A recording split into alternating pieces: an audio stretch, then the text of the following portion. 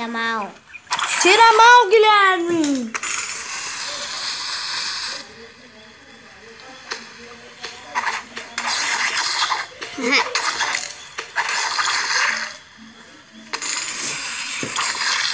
Ufa.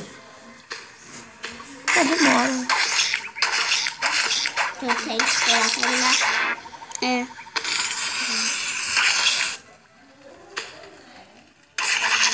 Isso. Ganhou? Ganhou. Eu posso jogar depois. Uau. Que pena que não tem internet.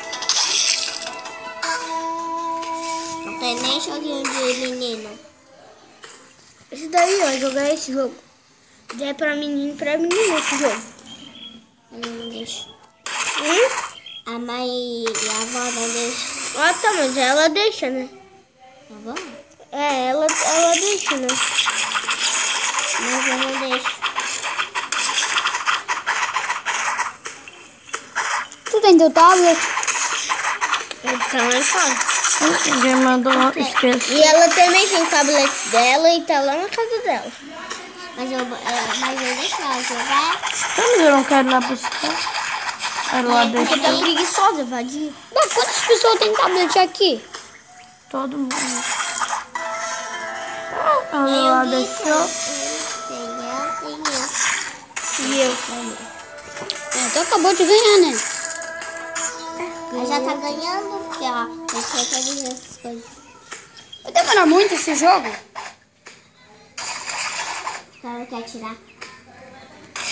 Eu tô gravando. E eu adoro gravar. Como é que é o nome desse jogo? Tu tem esse jogo, mas não sabe o nome do jogo. Sério É isso? ninja alguma coisa.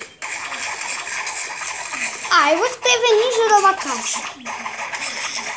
Não vai dar pra baixar que não tem internet. Mas na loja tem. E na casa dele também. Tá logo. Não, mas aqui não. Só se colocar um roteador, né? E ter computador aqui. Agora só falta um Xbox. Agora só falta um Xbox aqui. Que isso? Estourou tudo que estourar vai ganhar. Parece sangue aquilo ali. Não é?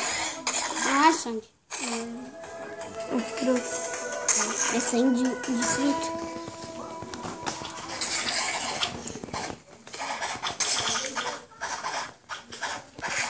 Foi isso, pessoal.